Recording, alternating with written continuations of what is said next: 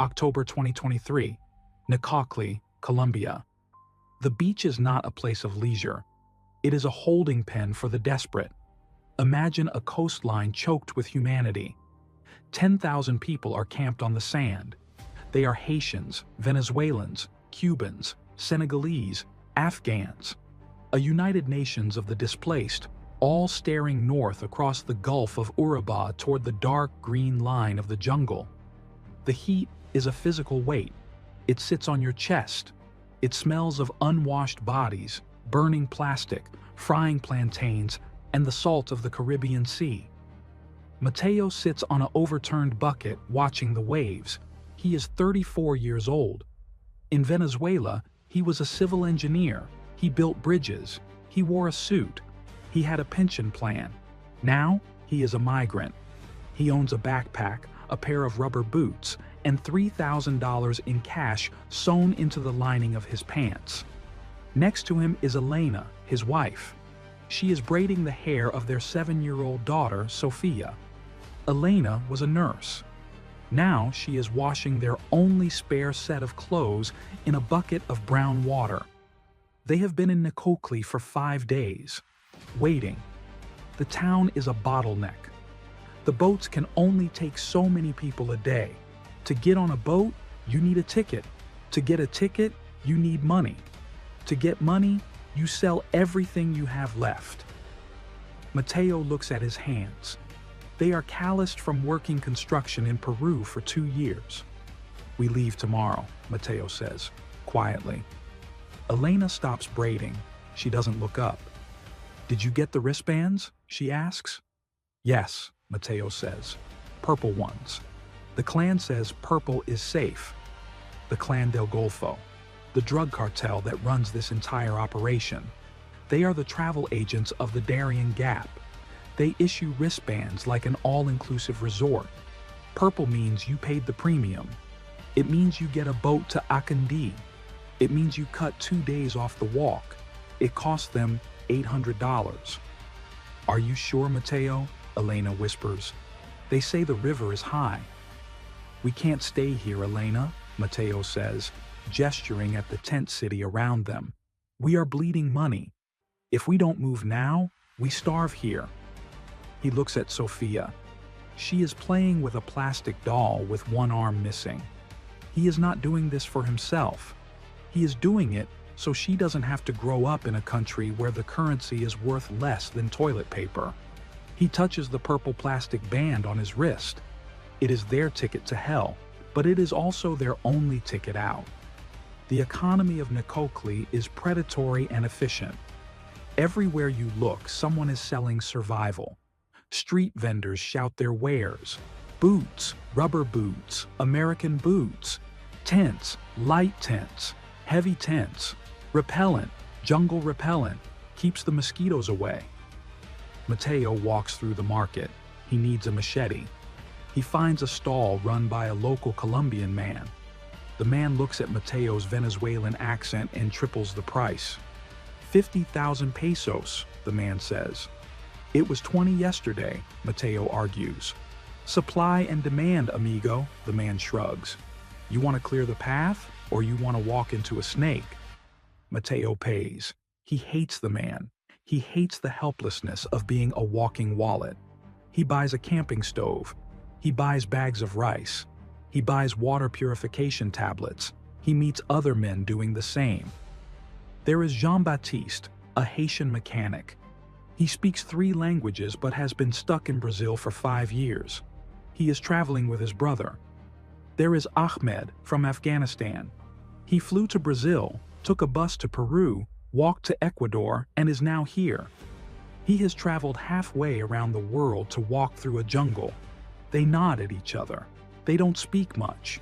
They are competitors for the same resources, but there is a shared look in their eyes. The 1,000-yard stare of men who have burned their bridges. Mateo goes back to the tent. He packs the bag. This is a science. Every ounce matters.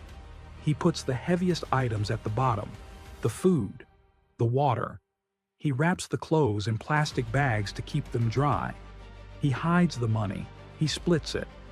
some in his shoe, some in Sophia's teddy bear, some in a condom swallowed in his stomach. This is the reality. You are walking into a place where robbery is guaranteed. If they stop us, Mateo tells Elena, give them the decoy wallet, the one with $20. And if they want more, Elena asks, then give them the boots, Mateo says. We can walk barefoot.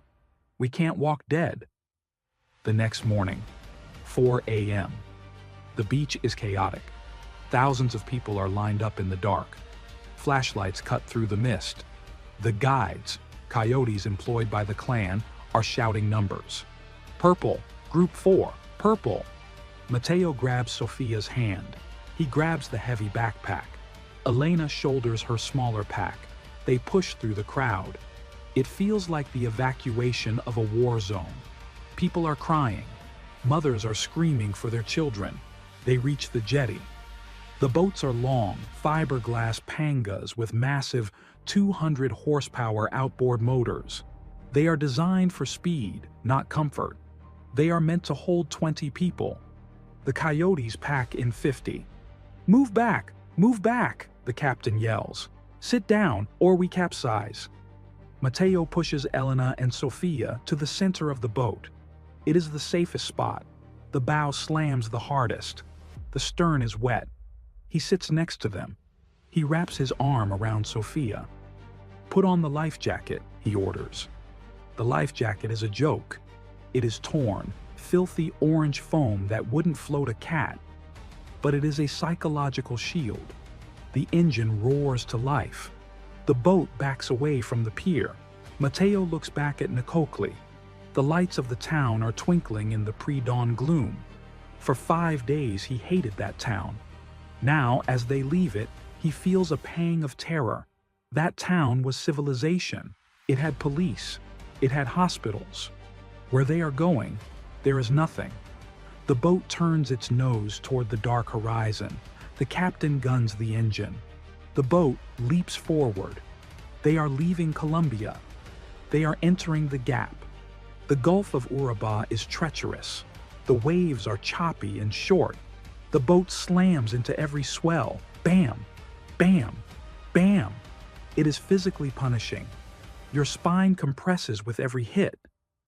Sophia starts to cry. She buries her face in Elena's chest.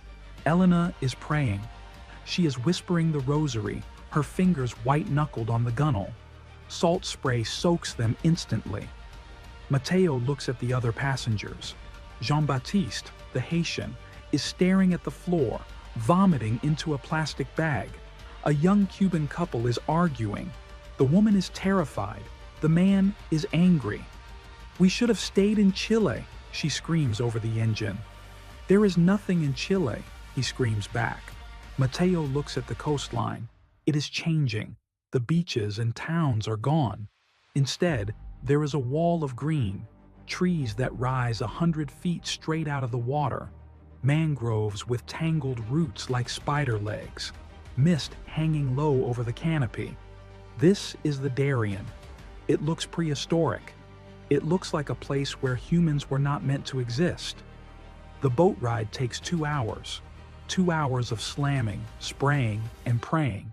Then the engine slows. The captain points to a strip of gray sand ahead. A condi, he yells. Camp 1. It doesn't look like a camp. It looks like a scar in the jungle. Blue tarps are strung up between the trees. Smoke rises from cooking fires.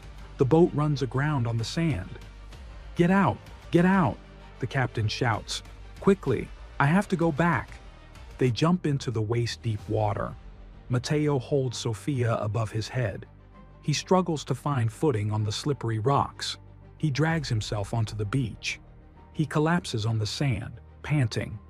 He checks Elena. She is wet, shaking, but okay. He checks Sophia. She is silent, eyes wide. He looks up at the jungle. From the boat, it looked like a wall. From the beach, it looks like a mouth. A dark, green, humid mouth that is waiting to swallow them whole. This is step 1.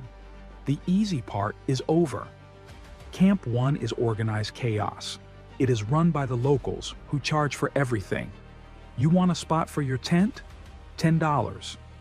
You want to use the latrine, a hole in the ground? $1. You want a guide to show you the trail? $50. Mateo pays. He pays for a spot under a tarp. He sets up their small tent. He talks to a group that just came down from the trail to rest. They look like zombies. Their clothes are torn. Their legs are covered in mud. "How is it?" Mateo asks a man. The man looks at him. His eyes are hollow. "The mud," the man says.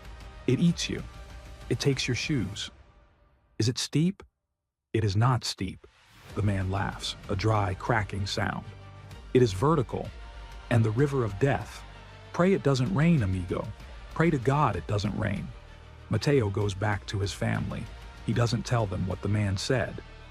"It will be hard," he tells Elena, "but we are strong." Night falls. The jungle comes alive. The sound is deafening. Crickets, frogs, howler monkeys that sound like demons screaming in the canopy. And the heat. Even at night, it is 90 degrees with 100% humidity. Mateo lies in the tent, listening to the jungle breathe. He holds his machete. He knows that tomorrow they start the climb. The Loma de la Muerte, the hill of death. He closes his eyes, but he cannot sleep. He feels the weight of his decision. He has brought his wife and child to the edge of the world, and tomorrow he has to push them off. Day 1, 6 a.m. The trek begins not with a walk, but with a wall. They call it the Loma de la Muerte, the hill of death. It is a steep, muddy ridge that rises abruptly from the riverbank, climbing nearly 1,000 meters into the cloud forest. For Mateo, the reality hits instantly. He is carrying a 60-liter backpack. It weighs 40 pounds. Strapped to his chest is a smaller day pack with water. And sometimes, when the mud is too deep, he has to carry his 7-year-old daughter, Sofia, on his shoulders. The trail is not a path.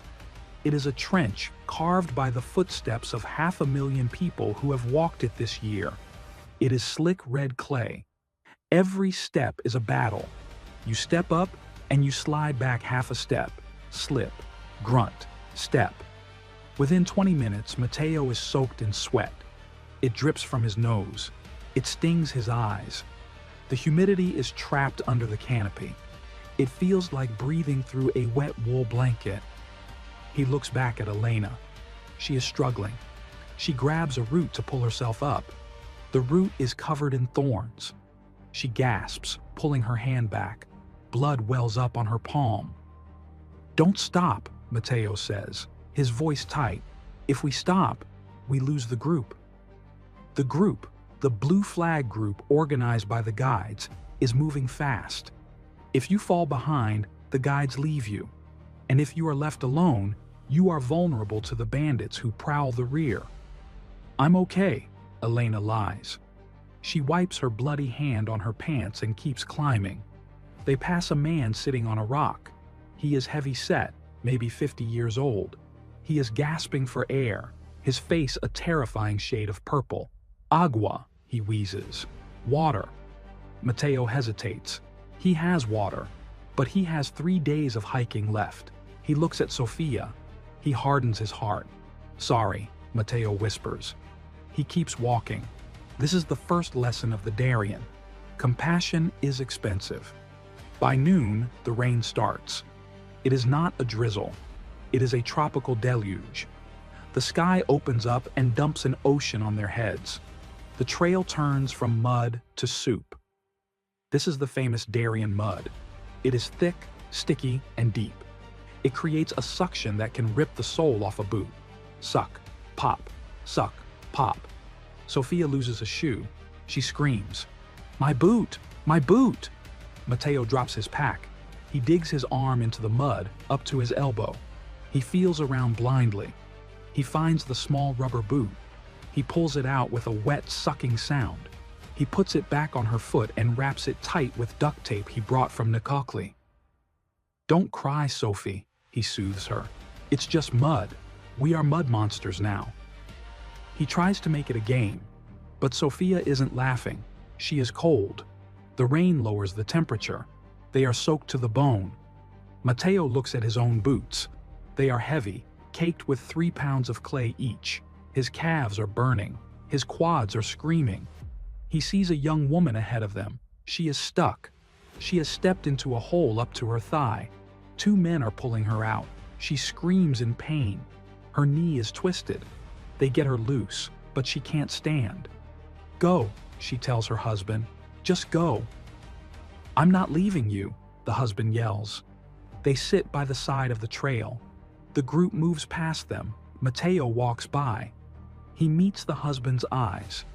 It is a look of pure terror. They both know what it means to be injured here.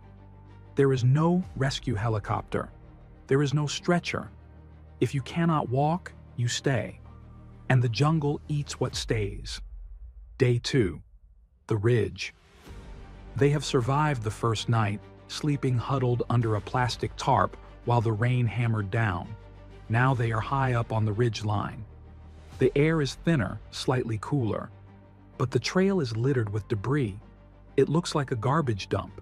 Clothes, water bottles, sleeping bags, tents. People shed weight as they get tired. First they drop the extra clothes, then the tent, then the food. Matteo sees a suitcase, a rolling suitcase with pink flowers on it. Someone tried to drag a suitcase through the Darien Gap. It is abandoned now, lying open in the mud. Inside are family photos, a Bible, a pair of high heels, the artifacts of a life left behind. But worse than the garbage are the people. They pass a tent that is zipped shut. A smell comes from it, a sweet, rotting smell. Matteo pulls Sophia close to his leg. "Don't look," he says. They pass a man sitting against a tree. He is alive, but he is staring at nothing. He is young, maybe 20, Haitian. "Brother," Matteo says, "you have to move." The man shakes his head slowly. "My legs," he whispers in French. "Broken." He points to his ankle.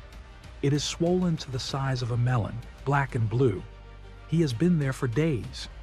He holds out a hand, not for water, for help up. Matteo looks at the man's size. He is big. Matteo is already carrying 60 pounds of gear and a child.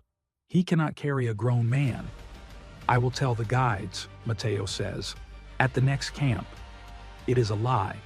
The guides don't care. The man knows it. He drops his hand. He closes his eyes. Matteo walks away. He feels a sickness in his stomach that has nothing to do with the water. He realizes that he is walking through a graveyard of the living. The descent is harder than the climb. Gravity is not your friend in the mud. You have to slide. It is a controlled fall. Elena slips. She slides 10 feet down the slope, crashing into a tree. "Elena!" Matteo screams. He scrambles down to her. She is clutching her shoulder. Her face is white. "I'm okay," she gasps. "Just winded." She stands up. She is shaking. Matteo checks her. No broken bones. But she is bruised and exhausted. "We need to rest," Matteo says. "No," Elena says fiercely. "If we rest, we get stiff. We keep moving." She is tougher than him. He knows this. He is the engineer. He calculates the risks. She is the nurse. She endures the pain. They reach the bottom of the valley. A river cuts through it, the Tuquesa River. The water is brown and fast. There is a rope stretched across it. People are clinging to the rope, waist deep in the current. Matteo goes first with the backpack. He fights the current. The rocks are slippery. He dumps the pack on the far bank. He goes back for Sophia. He puts her on his shoulders. "Hold my hair, Sophie," he says. "Don't let go." He steps into the water. The current grabs his legs. It wants to sweep him downstream. He grips the rope. His hands are raw. Step, step, step. He feels a rock shift under his boot. He stumbles. Water rushes over his chest. Sophia screams. He finds his footing. He pushes forward. He reaches the bank. He throws Sofia onto the sand. He collapses next to her, coughing up river water. He looks back. Elena is crossing. She is small, and the water is up to her chest. She is fighting. "Pull!" Matteo yells. "Use your legs!" She makes it. She crawls onto the bank. They lie there, the three of them, a pile of wet, muddy humanity. They have crossed one river. There are 12 more to go. Night 2. Deep jungle. They set up camp on a small patch of high ground near the river. They are too tired to build a fire. They eat cold rice from a plastic bag. Matteo checks Sofia's feet. They are pale and wrinkled. Trench foot is starting. He dries them with his only dry t-shirt. He puts powder on them. "Sleep now, baby," he says. But sleep is impossible. The insects arrive, mosquitoes the size of wasps, sandflies that bite and leave itchy welts that last for weeks. But the real fear is on the ground. Bullet ants. An ant an inch long whose sting feels like being shot. And the snakes. The fer-de-lance. The bushmaster. Matteo sits at the entrance of the tent holding his machete. He shines his flashlight into the trees. He sees eyes, pairs of glowing eyes reflecting the beam. Spiders? Ocelots? He doesn't know. He hears a scream from a nearby tent. "Snake! Snake!" Pandemonium. People scrambling, flashlights waving. A man beats the ground with a stick. Thwack, thwack. "Got it," the man says. He holds up a dead snake. It is green and yellow, a palm viper. Matteo's heart is hammering. He looks at Elena and Sofia sleeping fitfully. He realizes how fragile their tent is. It is just thin nylon. A snake could bite through it. A jaguar could rip it open. He feels small. In the city, he was a man who commanded steel and concrete. Here, he is just meat. He turns off the light to save batteries. He sits in the dark, listening to the river, listening to the jungle, waiting for the sun to bring back the misery of the light. Day 3.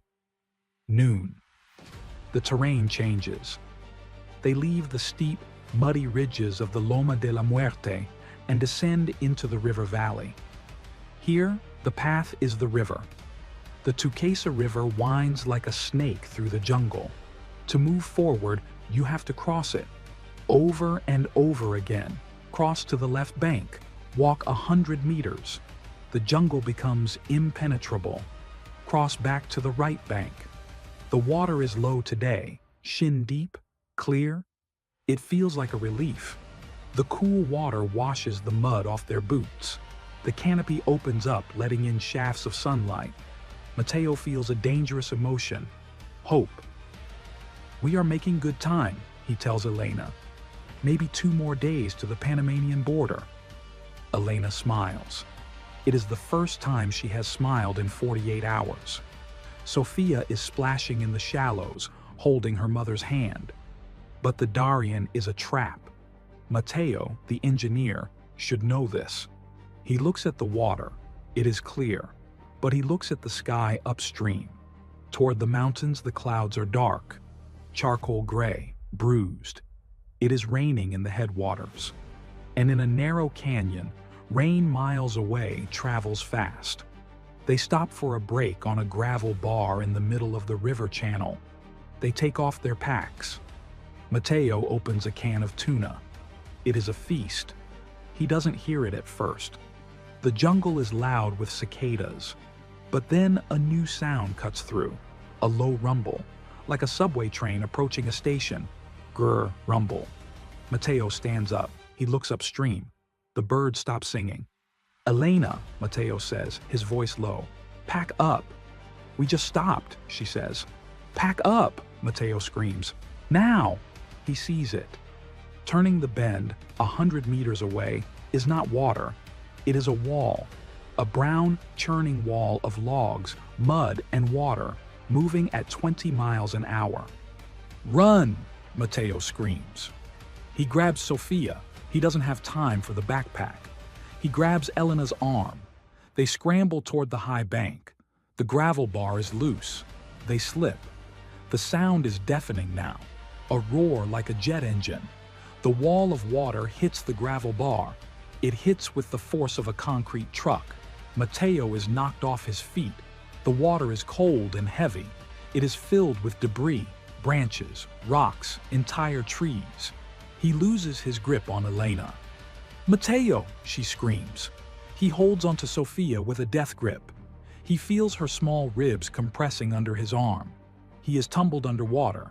He hits a rock. His shoulder screams in pain. He kicks. He fights up. He breaks the surface.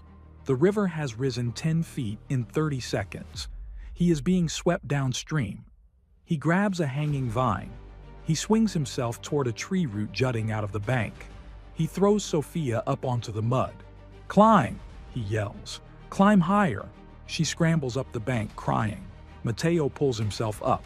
He is gasping, spitting out brown water. He looks at the river. It is a boiling cauldron of chocolate milk and death. "Elena!" he screams. He scans the water. He sees backpacks floating by. He sees a cooler.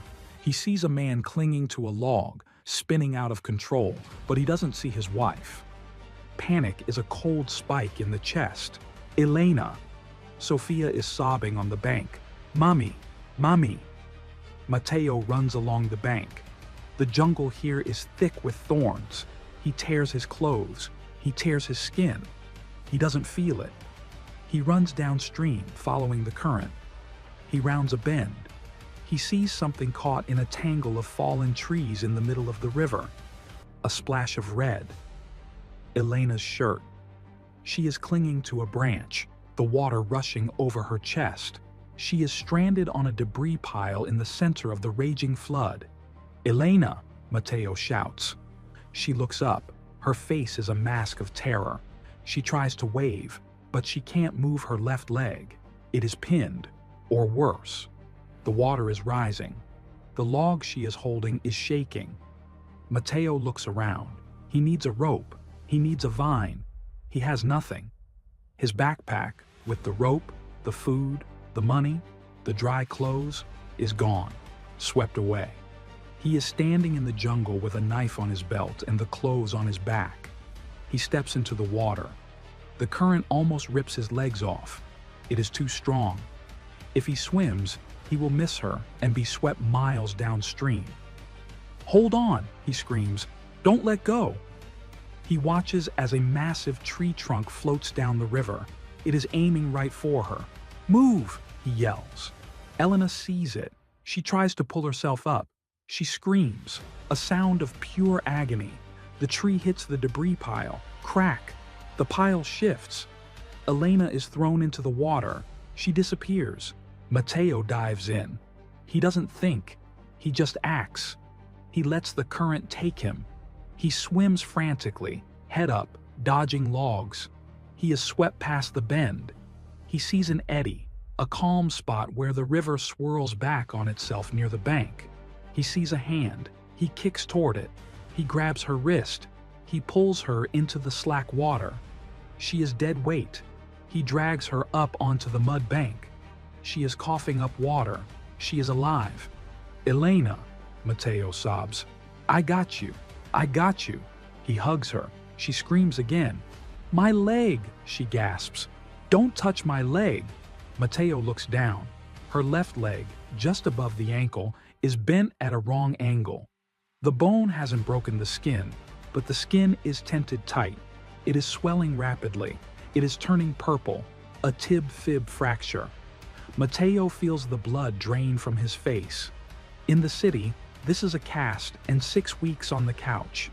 In the Darien Gap, 3 days from civilization, without a radio or a stretcher. This is a death sentence. Mateo sits back on his heels.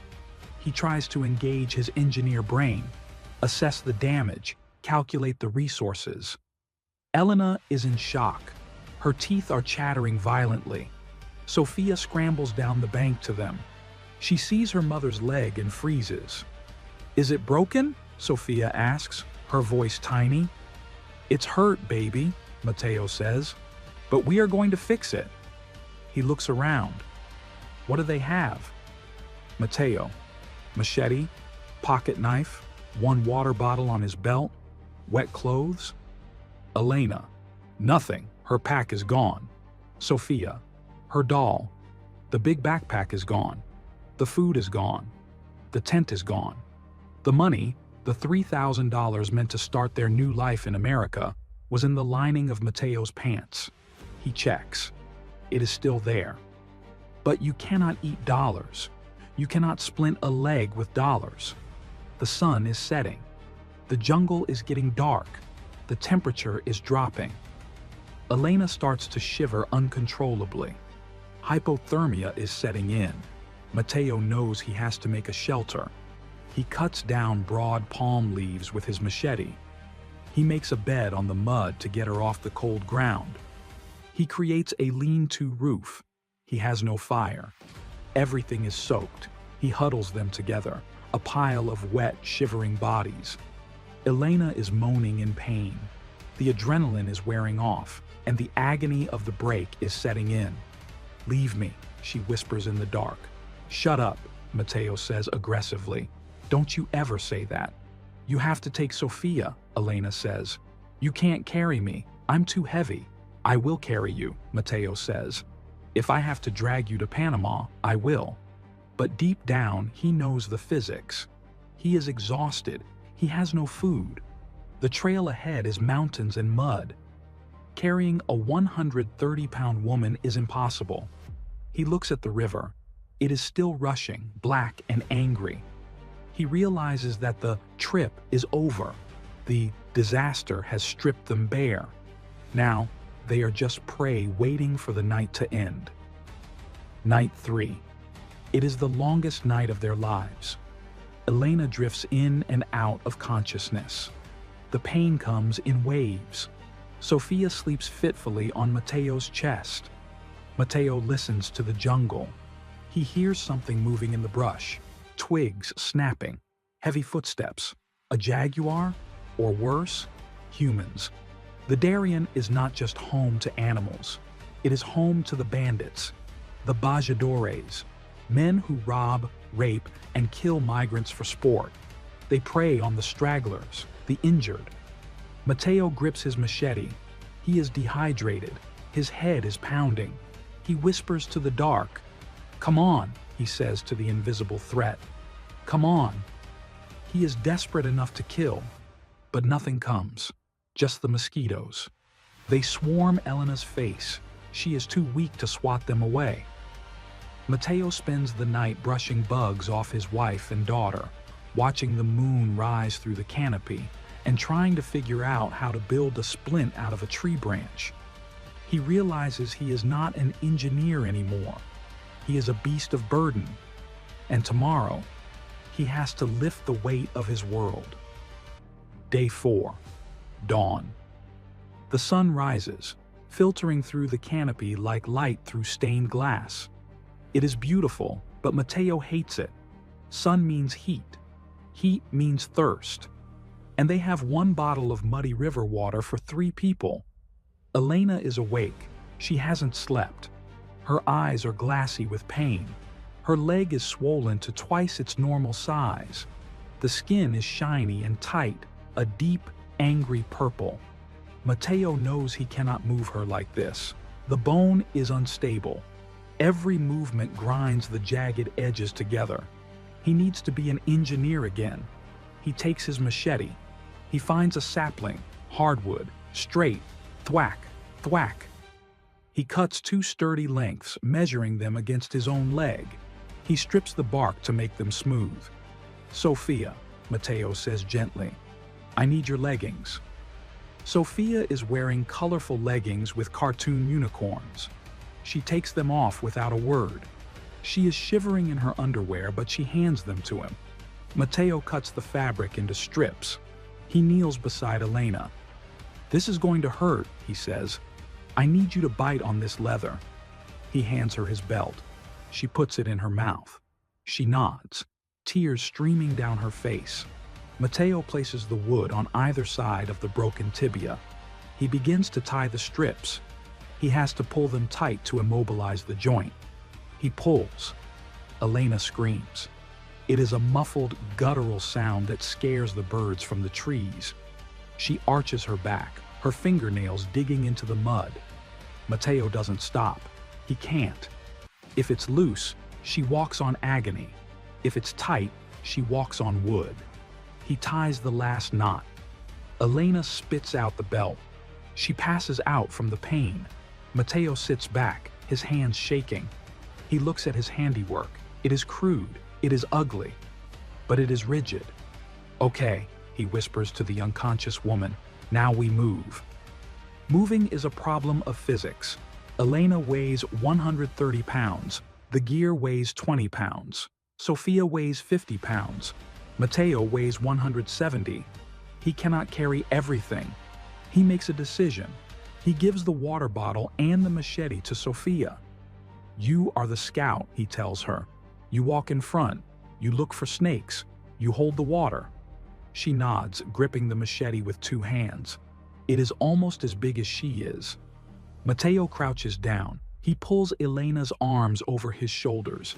He grips her good leg and the splinted leg. He lifts.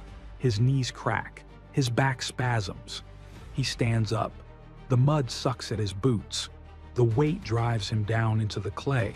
He takes a step. Squelch. Another step. Squelch. Elena groans.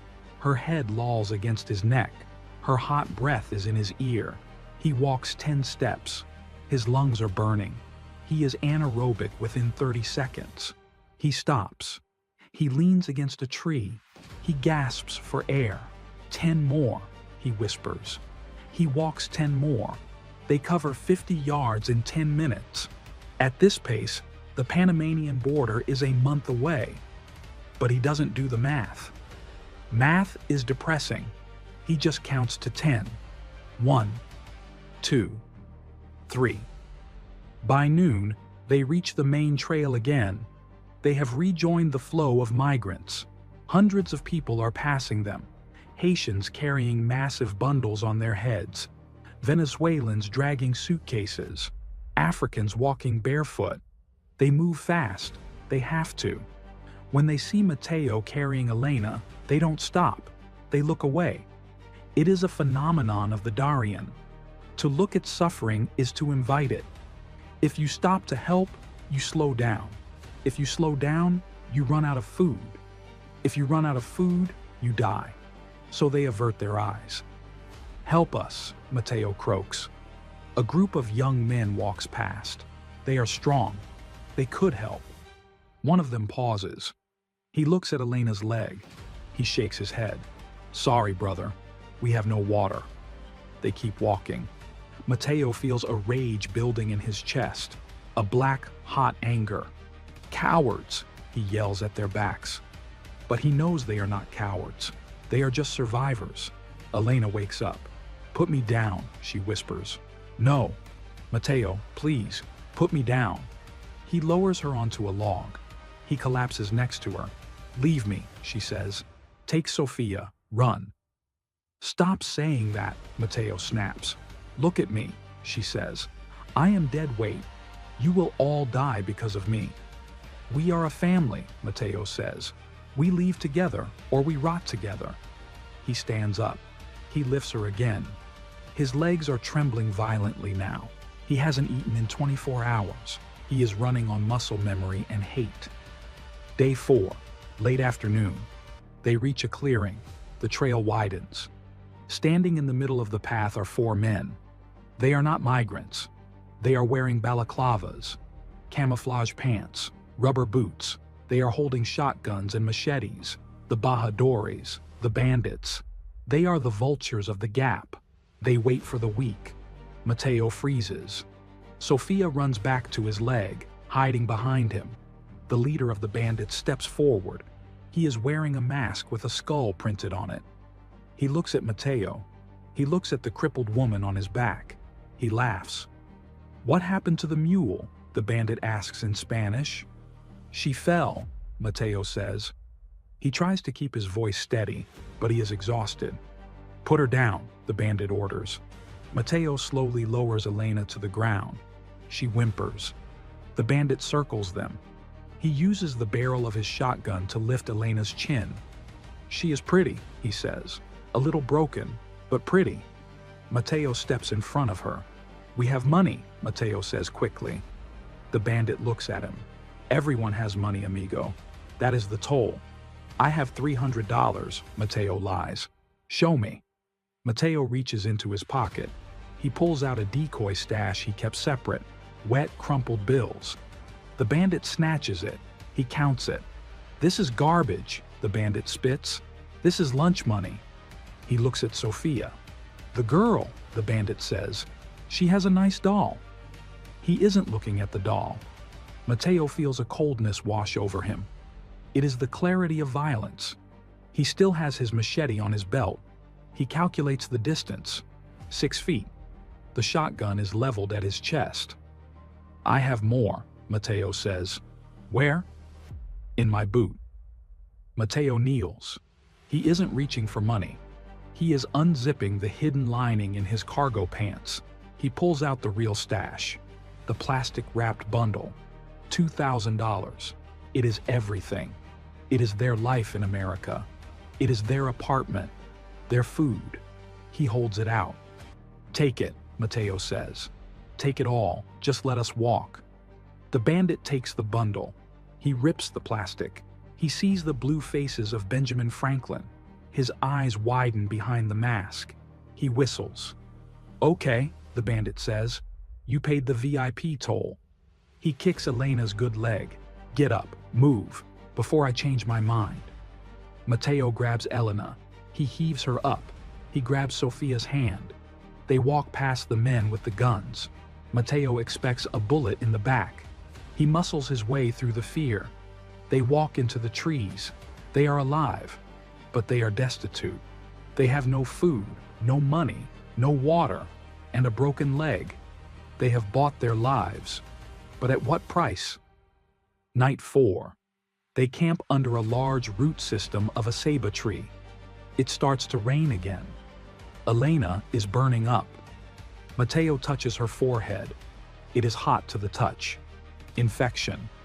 The bone might not have broken the skin, but the internal trauma causes swelling, and the body fights back with fever, or maybe it's dengue from the mosquitoes. She is delirious. The bus is coming, she mumbles. Sophia, get your backpack. The school bus is here. Mateo holds her hand. Yes, my love, he lies. The bus is coming. He looks at Sophia. She is curled up in the mud, clutching the empty water bottle. She hasn't complained once. She has aged 10 years in 4 days. Mateo tries to sleep, but his stomach is cramping from hunger. He thinks about the money. He hates himself for giving it up. He hates himself for not fighting. But then he looks at his daughter. He bought her another day. He realizes that dignity is a luxury they cannot afford. He listens to the river. It sounds like voices. He is hallucinating. He closes his eyes and sees the map in his head. 2 days to the indigenous village of Bajo Chiquito. At a normal pace. At their pace, it is an eternity. He whispers into the dark. 1 step. Just 1 step. Day 5. Noon. Mateo is no longer walking. He is stumbling. He hasn't eaten in 48 hours. He has been carrying his wife, Elena, for 2 days. His body has cannibalized itself. He has lost 15 pounds. His eyes are sunken into dark pits. He is hallucinating. The jungle trees look like skyscrapers in Caracas. The vines look like power lines. We are almost home, Elena, he mutters. I see the elevator. Elena is unconscious on his back. Her fever is raging. She is a furnace against his spine. Sophia is walking in front. She is the leader now. She holds the machete, dragging the tip in the mud. Papi, she says, her voice raspy. Water. Yes, in the kitchen, Mateo says. Get a glass from the kitchen. He trips. He falls hard. Elena lands on top of him. She screams, a weak animal sound. Mateo tries to get up. His legs don't work, they are jelly. He lies in the mud. He looks up at the canopy. He sees faces in the leaves. His mother. His grandfather. "Get up, Mateo," the leaves whisper. He closes his eyes. It would be so easy to stop. Just close his eyes and let the jungle take them. The ants will come. The warmth will come. "Papi!" Sofia is shaking him. She is crying. "Papi, get up. I see a flag." Mateo opens one eye. "A flag? Blue and white, a flag." He forces himself to his knees. He looks through the trees. Down the riverbank, a mile away, there is a clearing, and in the clearing, fluttering on a bamboo pole, is a plastic flag. It is not a country's flag. It is a tarp, a blue tarp. But below it, he sees smoke. He sees canoes. He hears the sound of an outboard motor. Brrrr. It is the most beautiful sound in the world. It is the sound of combustion, the sound of man. He grabs Elena's arms. "One more mile," he growls. "One more mile." They stumble out of the tree line an hour later. Bajo Chiquito is not a paradise. It is a refugee camp built on top of an indigenous Imbara village. It is chaos. Thousands of tents are pitched in the mud. People are everywhere. Haitians cooking rice, Cubans arguing, Africans praying on mats. The smell is overwhelming. Sewage, wood smoke, and unwashed humanity. Mateo walks into the center of the village. He looks like a ghost carrying a corpse. People stop and stare. He collapses near a water pump. "Help," he croaks. An Imbara woman comes over. She is wearing traditional beads. She looks at Elena's leg. The splint is muddy. The foot is black and blue. She clicks her tongue. "Doctor?" Mateo asks. "No doctor here," the woman says in broken Spanish. "Las Blancas, downriver. You need boat." "Boat?" Mateo repeats. He looks at the river. Long dugout canoes, piraguas, are lined up. They are piloted by the locals. "How much?" Mateo asks. $25 per person, the woman says. Mateo reaches into his pocket. Empty. He reaches into his boot. Empty. The bandits took everything. He starts to cry. Not sobbing, just tears leaking out of his eyes. "I have no money," he whispers. "Please, my wife is dying." The woman looks at him. She looks at Sofia, who is staring at a pot of boiling plantains with hungry eyes. The economy of the Gap is brutal. No money, no boat. But the Imbara are not monsters. They are overwhelmed hosts. The woman calls to a boatman, a young man with a Lakers jersey. They argue in their dialect. The boatman looks at Elena's leg. He grimaces. He nods. "Pro bono," the boatman says in Spanish. "Get in, only the sick one." "No," Mateo says. "We stay together." "Get in," the boatman sighs. "Sit in the back. Don't vomit." The canoe ride is 3 hours. For a tourist, it would be a scenic journey through a pristine rainforest. For Mateo, it is torture. The canoe has no seats. You sit on the wooden floor. Every time the boat hits a rapid, the hull slams against the water. Wham! The shock wave travels up Elena's broken bone. She screams every time. Mateo holds her tight, trying to be a human shock absorber. "I'm sorry. I'm sorry," he whispers into her hair. Sofia is sitting in the bow.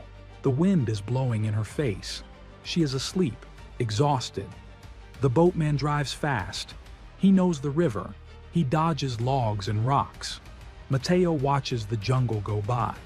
He sees crocodiles sunning themselves on the banks. He sees other migrants walking along the shore, the ones who couldn't afford the boat. They are trudging through the mud, days behind. He feels a strange survivor's guilt. Why him? Why did he get the boat? Because his wife is broken. It is a terrible trade. Finally, the river widens. They see a dock, concrete. They see uniforms, green camouflage, Senafront, the Panamanian border police. They see white tents with the blue UN logo. Lajas Blancas, the reception center, civilization. The boat pulls up to the dock. Mateo tries to stand up to carry Elena. He can't. His legs have finally quit. The adrenaline is gone. Two Panamanian soldiers step onto the boat. They are big men. They lift Elena easily. They put her on a stretcher. "My daughter," Mateo says, crawling out of the boat. "We got her," a soldier says. He picks up Sofia. They walk up the hill to the camp. It is organized. There are fences. There are lines. They bypass the line. They go straight to the medical tent. Doctors Without Borders, MSF, runs the clinic. A doctor, a French woman named Dr. Claire, cuts off the makeshift splint. She peels back the leggings Mateo used as bandages. The smell hits the room, gangrene. The skin around the break is necrotic, black. Dr. Claire looks at Mateo. "How long?" she asks. 3 days, Mateo says. "You set this?" She points to the wood. "Yes, I am an engineer." "You did a good job," she says. "The alignment is straight, but the infection..." She presses on the leg. Pus weeps from the skin. "Is she going to lose it?" Mateo asks. The room goes quiet. "We need to get her to Panama City, now. The hospital there can save it, maybe." She orders an IV, antibiotics, fluids, morphine. The nurse puts the needle in Elena's arm. Elena's eyes flutter open. The morphine hits her. For the first time in 4 days, the line of pain between her eyebrows relaxes. "Mateo?" she whispers. "I'm here," he says, holding her hand. "Did we make it?" "Yes," Mateo says. "We crossed the wall." Mateo steps out of the tent. He needs air. He sits on a bench. A UN worker hands him a bottle of water and a pack of high-energy biscuits. Mateo eats. He eats like an animal. He chokes on the biscuit. He drinks the water in one gulp. He feels the energy hit his blood. He looks at his hands. They are shaking. They are covered in mud, blood, and sap. He looks at his boots. They are destroyed. The soles are peeling off. He realizes he has crossed the most dangerous jungle in the world. He lost his money. He lost his dignity. He almost lost his wife. But he won. He sits there, weeping silently. Sofia comes out of the tent. She has a juice box and a new doll, a clean one given by the aid workers. She sits next to him. She leans her head on his shoulder. "Papi," she says. "Yes, Sophie?" "I don't like the jungle." Mateo laughs. It is a dry, cracking sound. "Me neither, baby. Me neither." He looks north. Panama City is next. Then Costa Rica, Nicaragua, Honduras, Guatemala, Mexico, the USA. The Darien was just the first boss, but the hardest part, the part where nature tries to eat you, is over. Now they just have to survive the bureaucracy of men. 3 days later, Panama City, Santo Tomas Hospital. The room is white. The sheets are white. The machines beeping next to the bed are white. It is the cleanest place Mateo has ever seen. He is sitting in a plastic chair. He has showered. He is wearing donated clothes, a t-shirt that says, "I love NY," and jeans that are too short. Elena is asleep in the bed. Her leg is elevated. It is encased in a fixator, metal pins going through the skin into the bone to hold it together while the infection clears. They save the leg. Barely. The surgeon, a tired Panamanian man who sees 10 of these cases a week, told Mateo, "She will walk, but she will limp. Forever." Mateo looks at the metal cage around her calf. It looks like a trap, but it is freedom. Sofia is sitting on the floor, coloring in a book. She is quiet, too quiet. She doesn't talk about the monkeys anymore. She doesn't talk about the mud. She draws pictures of houses, houses with fences, houses with no trees. Mateo realizes that the jungle didn't just break Elena's bone, it broke Sofia's childhood. He touches the clean sheet. It feels alien. For 5 days, his world was mud, rot, and fear. Now it is air conditioning and silence. The contrast gives him vertigo. He feels like he is still moving, still falling. Mateo walks out to the hallway. He finds a payphone. He has a calling card given to him by a priest at the shelter. He dials a number, the country code for Venezuela, plus 58. It rings. Once. Twice. Hello? It is his mother. Her voice sounds frail, thousands of miles away in Maracaibo. Mama, Mateo says. There is a silence on the line, then a gasp. Mateo? Oh my God, Mateo. Are you okay? We heard nothing. 5 days. She starts to cry. The sound of her sobbing breaks him. He slides down the wall to the floor. We are okay, Mama. We are in Panama. And Elena and the baby? They are okay. Elena, she hurt her leg, but she is strong. He doesn't tell her about the gangrene. He doesn't tell her about the bandits. He doesn't tell her that he held a machete to a man's throat in his mind. Did you cross the gap? She asks. Yes, Mateo whispers. We crossed. Gracias a Dios. Thank God. You are safe now. Safe. Mateo looks at his reflection in the glass of the nurse's station. He is safe from the jaguar. He is safe from the flood. But he has no money. He has no job. He is an illegal immigrant in a country that tolerates him but does not want him. Yes, Mama, he lies. We are safe. He hangs up. He feels a hole in his chest where his heart used to be. He realizes that leaving home wasn't just walking away. It was tearing himself in half. Mateo goes to the bathroom. He looks in the mirror. The man staring back is a stranger. He is 34, but he looks 50. His skin is tanned leather. There are deep lines around his eyes. He has lost 20 pounds. His cheekbones are sharp blades. But it is the eyes that scare him. They are the eyes of the bajadors, the eyes of the boatman, the 1,000-yard stare. He washes his face. He scrubs hard, trying to wash the jungle off. But the smell of the mud is still in his nose, the smell of wet rot. He looks at his hands. They are shaking. He remembers the weight of Elena on his back, the feeling of her ribs against his spine. He remembers the sound of the bone snapping. He realizes that he will never be an engineer again. Not really. Engineers build things. They create order out of chaos. The Darien taught him that chaos is the natural state of the world. He is not a builder anymore. He is a survivor. And survivors are dangerous people. Elena wakes up. She looks at the metal on her leg. She touches it. It's ugly, she whispers. It's beautiful, Mateo says. It means you keep the foot. She looks at him. What now, Mateo? Mateo pulls out a map he found in the hospital lobby. He spreads it on the bed. We are here, he points to Panama City. He traces the line north. Costa Rica, Nicaragua, Honduras, Guatemala, Mexico. It is a long line, 3,000 miles. How? Elena asks. I can't walk. We will take buses, Mateo says. We will find work. I will carry you to the bus station if I have to. We have no money, she reminds him. I will work, Mateo says. I can lay bricks. I can sweep floors. I don't care. He looks at the map. The Darien Gap is a tiny green smudge at the bottom. They beat the boss level. Now they just have to grind through the rest of the game.